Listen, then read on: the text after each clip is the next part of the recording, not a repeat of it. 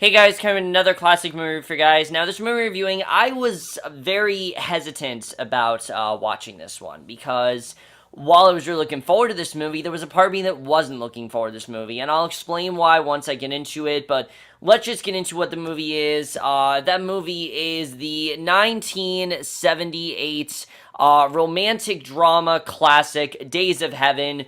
I was very much looking forward to this movie, but the reason I wasn't looking forward to this movie is because it is Terrence Malick, and as you guys know, I watched Knight of Cups, and I wasn't very fond of that film. From a technical aspect, I love everything, but the story and the acting, I thought was just very underutilized because it was a very style over substance kind of film. I just think that really didn't work. And I heard a lot of Terrence Malick's films are very much like Knight of Cups. So I was a bit worried going into this movie. I really didn't know what I was going to get, if this movie was going to be that great, because I heard he's a great director. But I also heard that if you've seen any of his movies, you've seen what his style is, and I was really worried that Days of Heaven was going to very much be like Knight of Cups. Not that Knight of Cups didn't work for me, I just think that it was a very underutilized film, and I was hoping that Days of Heaven wouldn't be as underutilized because it's widely regarded as one of Terrence Malick's masterpiece, and I'm very happy to say that I very much stand by that statement. I absolutely love Days of Heaven. It is a absolute masterpiece, but not in the way you might think. I'll talk about really why I love this film as much as I do, because there are going to be a lot of people that are going to ask me things, and I'll get into that, but let's get to the plot of Days of Heaven, because the plot is so interesting. I really do love the plot here. Basically, we focus on this story of, these two people. We have Bill and Abby, and basically they have to end up relocating. Bill and Abby, they're from Chicago, and basically after Bill does something in Chicago, I'm not going to spoil what he does because very early in the movie I just don't want to say it, but he ends up doing something in Chicago that makes him have to relocate to Texas Panhandle, and it takes place in 1916, by the way, and basically with his girlfriend Abby and his younger sister Linda, who actually narrates the entire movie, and the movie is actually told through her eyes, where basically they decide that they're going to involve themselves in like farm cropping and kind of that whole thing, but they realize that the farmer is dying, played by Sam Shepard. He is dying very slowly, he's getting a sickness, and Bill comes up with this idea that the two of them are going to pretend to be brother and sister in order for Abby to marry the farmer so they can get some of his finances and not, basically be able to no longer be in poverty. And that basically is the rough plot of Days of Heaven. That's the best way I can say it. Eventually, she kind of starts to become attracted to him, but that basically is the plot of Days of Heaven. I think that's really all I'm going to say because I don't really want to spoil anything else that happens in this movie, because this is actually a very spoil-heavy film, but again, not in the way you may think, and especially when talking about performances, because when it comes to acting, this movie is not really relied on acting. I'll talk about what I mean by that once I jump into that. Not to say that all three of these actors aren't great, because I think they all really do a great job. Richard Gere is fantastic as a character of Bill. I absolutely love his character. He's kind of an anti-hero. He's willing to cross some lines to do some things that, when you look at it, might be unjust, but you understand why he's doing these things, especially something he does very early in the beginning of the film.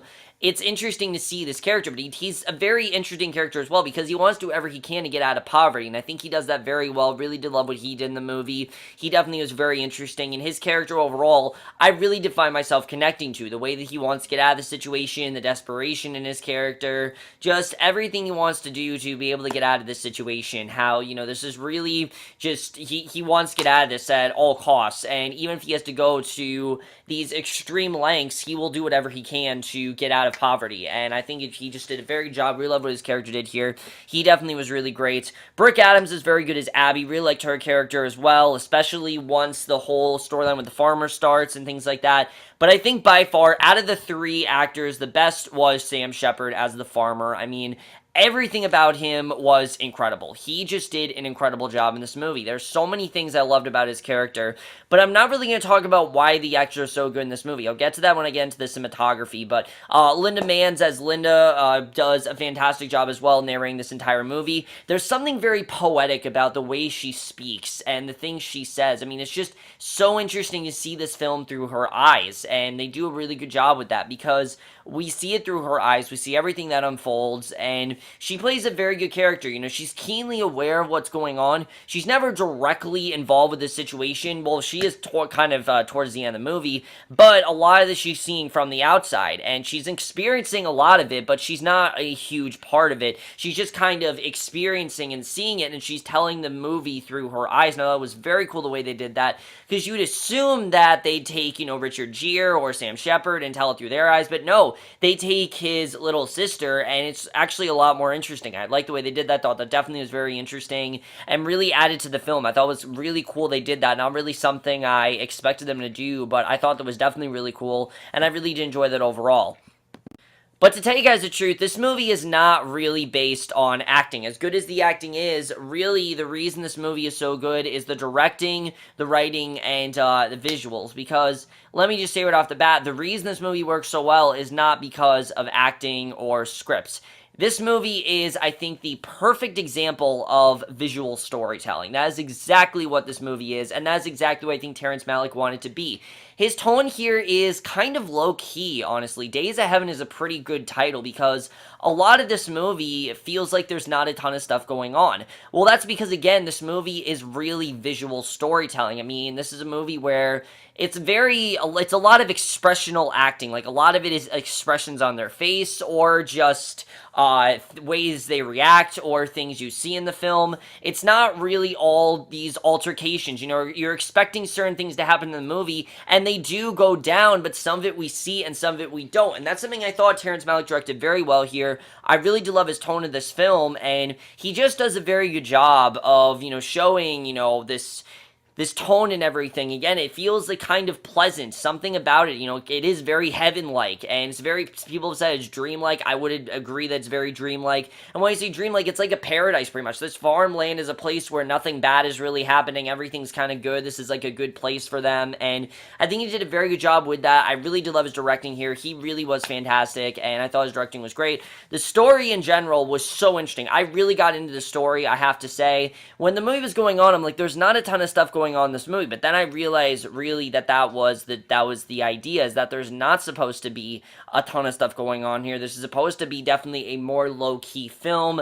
This is supposed to be a more you know, different type of film. That's something I thought they did really well here, because you have a you know, a script here that could be very cliched. I mean, it doesn't get more cliche than a love triangle, but it's not exactly a love triangle. It's more about jealousy, and there's so many themes in this movie about jealousy and desperation and poverty and just love in general, and just things you'll do just to, you know, how far you'll go for certain things and the lengths that you'll go, and, you know, things like rage and bitterness and things like that. There's so many themes of that in this movie, and they're all captured so well. Of course, these are themes we've seen before, but they're captured so well in this movie. I think Terrence Malick did an incredible job writing this movie. The story here was just so interesting, and I really did love that. And a lot of this movie, like I said, is visual storytelling, and you know, I think just the writing here, so interesting, absolutely loved it. But again, that's not the thing that makes this movie. The thing that really makes this movie, by far, is the cinematography.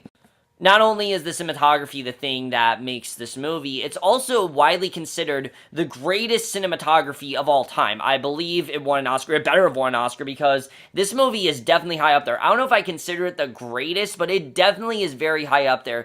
There is something just immaculate about the cinematography. You are transported into this world. This is a movie where you can't help but look away. I mean, even when there wasn't a ton going on, you can't help but look at the screen, because everything that's going on is so interesting. The farmland, there's so much detail just put into little things like a farmland or crops or things like that. And there are a lot of metaphorical things done through just visuals, such as a fire at the end of the movie and showing this quiet little peaceful town and things like that. It's very well shot, and just, it's technically, you know, masterful, but that's kind of the point with this movie. It's supposed to be a visual film, and they did that really well. And even the actors here really had a great deal of stuff to work with, because they have a movie here where they are saying stuff. What they're saying isn't as important as what we're seeing. What we're seeing is a lot more important. The dialogue, yes, of course, is important, but the expressions on the characters and the things we see around them represent something. And there are some things that I still don't get. this is definitely a movie they're going to want to watch back a second time, and I really do recommend you do that. But cinematography here looks incredible. Absolutely love that. Some of the greatest I've ever seen. Just there's so many good shots in this movie, and I really want to get the Criterion. I was very hesitant about getting it because I didn't know if I was really going to like this movie, but I'm definitely getting the Criterion after watching this. I highly recommend you guys do, and I haven't seen many movies, honestly, as good cinematography as Days of Heaven. There are obviously great cinematography out there, but there's nothing quite like Days of Heaven does it. I mean, there's so many scenes that are just dimly shot, and so many scenes are just great farmland, but it never comes across as style over substance. It comes across as very metaphoric and very much telling a story in the way that the dialogue isn't, and I think it was just a really cool idea the way they did that. I've never really seen a movie do it in quite the way this does, and the thing I liked about this is, unlike Knight of Cups, this does have actual dialogue. It's not just, the character of Linda narrating the entire time. No, I wouldn't like that if it was like that. I think the movie would be very boring. I would not enjoy that, and I'm glad that the movie is not like that, because that was my exact problem with Knight of Cups, and I like that this movie is not at all like that. I thought that definitely was a lot better that they didn't do that, and like I said, the cinematography absolutely makes this film by far. I mean, definitely, if you did ask me what really is the best thing about this film, by far, the cinematography is just immaculate. It's incredible. Some of the best I've ever seen by far. But the score here as well, I think, really propels the entire story. I mean, there's a fantastic, just mysterious score that I'm sure you've heard before. If you guys have ever seen the Curious Case of Benjamin Button teaser trailer, that score actually was in this movie. That was the original, I believe that was the original score of this movie, and it's played throughout the movie. It's so mysterious, it's so just compelling, and it just sucks you in, really. The second you hear it, it just sounds so mysterious and so just like, peaceful. There's just something so peaceful and heaven-like about it, and I absolutely love it. I thought that was so well done. I think they did that so well, and the editing here as well. This movie, like I said, is very masterfully edited in the sense that there are brief moments in this movie where the characters feel at peace, and then something will just happen out of nowhere, especially the third act of this movie. The climax of this movie is one of the most insane things I've seen because of how calm the rest of the movie is. I mean, a lot of this movie is very resolute and very calm. There's stuff going on, but we're not really seeing it. And then the third act happens, and all this crazy stuff happens, and I absolutely love it. I think it was very well handled the way they did that. Thought it was very well done, and I'm definitely going to talk about that in the spoilers, but I think really the editing was really well done here. The movie's only 94 minutes, and it really does fly by. I heard there were a lot of reshoots and things like that, but I really didn't notice that. I think, honestly, it made it better that there were some things that we didn't see, because we are to assume that they happened by the look on the character's face, but we, of course, this was something that Linda didn't experience. If Linda didn't experience it, or Linda wasn't present in this scene, or she didn't hear about it, then it's not really important. I mean, it's important, but we're just not going to see it, and that's something I think they did very well, because it's all through her perspective. This is very much reminded me of a 1970s version of the movie Room. The movie Room that came out last year, all told through, Jack's eyes and everything, told through Jacob Tremblay's eyes, and this movie's very similar to that, in the sense that what we see through her eyes is completely her eyes, and I thought that was definitely well done. I definitely really did love that, and, all the scenes, she's definitely a lot older than Jack, so she's keenly aware of what's going on, you can definitely tell, but there's just a lot of things that she knows that we don't see, because she didn't see the way they played out, or the way they escalated, and I think that's something they did very well here, and it was a very small choice, but just something I think they did very, very well. Also, I forgot to say, the score is done by Ennio Morricone, and he's regarded as, one of the greatest composers in film history. Really did a great job here, and this movie was nominated for a couple things. Like I said, it definitely was nominated for Best Cinematography. I believe it won Best Cinematography at the Oscars. It better have, because, like I said, the cinematography is just immaculate here. And it's gotten a lot of stuff on the AFI Film Institute. It was nominated for 100 Years, 100 Movies. It didn't win, but it was nominated, and that's something I really do appreciate. But now, guys, I do want to jump into spoilers, because there really is a lot to talk about when it comes to spoilers and in regards to that. So if you guys haven't seen Days of Heaven, go watch it. It's not for everyone. I'm going to tell you guys right off the bat, if you don't like movies where you don't see a lot going on, you're not going to like this movie till the third act. The third act, I think, is what most people are going to love. If you are not someone that likes these kind of different kinds of movies like I do, where style is different and things like that, then you're not going to like this movie. I'll tell you guys that right off the bat. In fact, for the first act of this movie, I was like, I don't know, but then I really realized what they were trying to do, and I'll talk about that really really in the spoilers, and then a little bit of analysis as well. But again, it's not really for everyone, but if you guys do want to see this movie, I'm going to put the spoiler tag right here. I'm also going to go into a bit of an analysis. So if you guys don't want to know, if you guys haven't seen Days of Heaven, get the Criterion, rent it on Amazon. I rented it on Amazon. Do what you have to do. Just check it out. It's a fantastic movie, and I highly recommend you check it out. But now let's jump into spoilers. So going into this, I'm like, okay, this is going to be kind of a low-key film. There are things that are going to happen, but we're just not going to hear about it.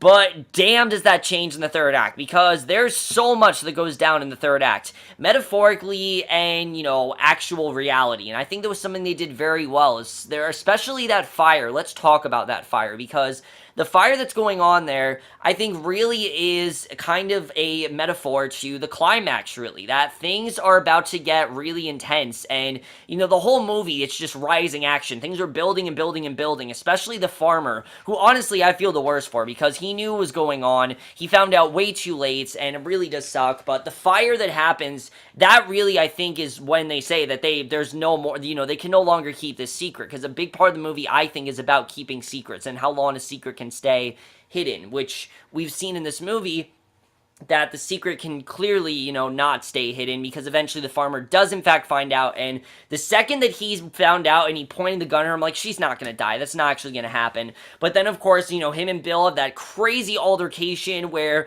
he's got the gun, and then Bill stabs him with a screwdriver, and you knew he was gonna do that, because, very early on in the movie, of course, he had to kill his boss. He had to kill his boss, literally kill him in the steel mill and everything, and of course, I was thinking, if he is capable of doing that, he will very well kill the farmer, and that's exactly what he ends up doing, again, just because he's desperate. And that's something I think they should very well here. You're not, you sympathize with Bill and you understand where he's come from, but at the same time you feel bad for the farmer. But you also understand that Bill had to do this because he's just desperate. He's desperate to get the fortune, he's desperate to come out of poverty, and he's gonna get what he wants from the farmer. And and in the end, unfortunately, he doesn't get. For a little while they do. They have those nice peaceful moments, which again, I think is something that this movie just does very well, is showing those just random moments of them just having fun, interacting, wishing they had a better life, thinking that finally things are going to get good and that maybe they will actually become rich. But then, of course, they are in fact ambushed by the foreman and police they pursue. They eventually find them.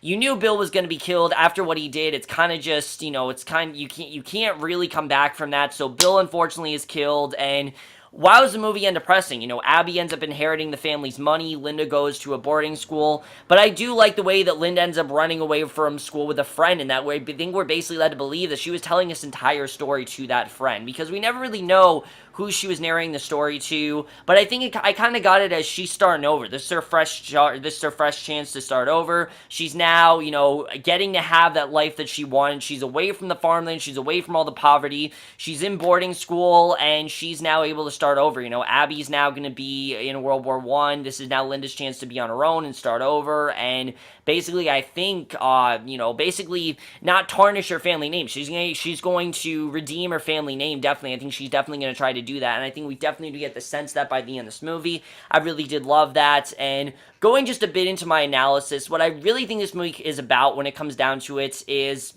desperation and jealousy. That's what this movie's all about. Jealousy in the sense of the farmer and what he wants. Jealousy in the sense of Bill and how jealous he is of the farmer and everything that he has, and as well as that entire family and everyone else they're living with, is kind of very rich. And also jealousy in the sense of the love triangle, in the sense that these two men both very much would like Abby. What I love is that it's never a full-fledged triangle. You can tell it's going on, but they're never really fighting for Abby's affections. It's more that the farmer can just tell there's something going on, because a lot of the movie, he thinks that Bill and Abby are just siblings. You knew they wouldn't be able to keep that charade up for that long, and eventually when he does find out, of course, there's a lot of tension that escalates there, and I think that was definitely very well handled. But then as far as, the desperation part, that part's pretty simple. Is this Bill's desperation to get him out of poverty, as well as Abby's desperation, the things that they're going to do for each other, and then I think the farmer's desperation to figure out what's going on. He is just determined. When he finds out, they're an amazing scene, and this is why I think Sam Shepard did the best job, is that amazing scene where he looks through that window. You can just see the look in his face. It's not one of betrayal and hurt, it's one of determination. He knows there's something going on. He's destined to find out what it is, and just the lengths that he went to find out, I absolutely loved the way that was done. And really, that's why this movie is just so great, because of that visual storytelling, because of the way they use things like the fire, things like, even I'd say the gun battle, I mean, really represents something. That's representing the end of this. This is the end of Linda getting to live this life. This is Linda having to live a new life and everything. I think they showed that very well. Really did love that. There's so much more put in this movie that I'm trying to think about. I'm sure I'll have a different... I think this is one of those movies where I'm going to watch it back and maybe like, no, guys, it was completely wrong. I could definitely see that happening, but for right now, that's what I really do think about this movie, and that's why I say that's really my interpretation of it. Maybe I'm wrong, maybe I'm not, maybe, maybe I'm right, I don't know. Of course, let me know what your interpretation is of the film, because I'd love to hear about it. It's not a film I think a lot of people know about, but a lot of people who know Terrence Malick, I'm sure, have seen this movie. So if you guys, have a theory that I didn't say, just comment it down below. Love to hear your thoughts, and let's just jump into my rating and then end the review. So overall, guys, Days of Heaven is a cinematic masterpiece in every sense. It's not really like a lot of movies I've seen before. Like I said, it's not really for everyone, but Days of Heaven is just, it was so much better than I thought it was going to be. I loved it so much more. It's by far the best classic movie I've watched so far, and I am definitely going to give Days of Heaven a 5 out of 5 or an A+, without a doubt. Again, this movie is not for everyone. It's very much visual storytelling. I think a lot of people are going to be a little bit bored by this movie, but it is a movie where if you really want to look deep into a movie and you really want to dissect a film, this is really the film for you. Highly recommend you check it out. It's very different. It's very well done, and I absolutely loved every minute of it, and I can't wait to see more Terrence Malick's films, as this classic movie series goes on. So overall, guys, in my Days of Heaven, let me know what you guys thought of this movie. Have seen, love to hear your thoughts on it, especially with my analysis and everything. Again, let me know your interpretation is, and I will see you guys in my next show, which will be for Stranger Things, and I will see you guys for that. Okay, bye.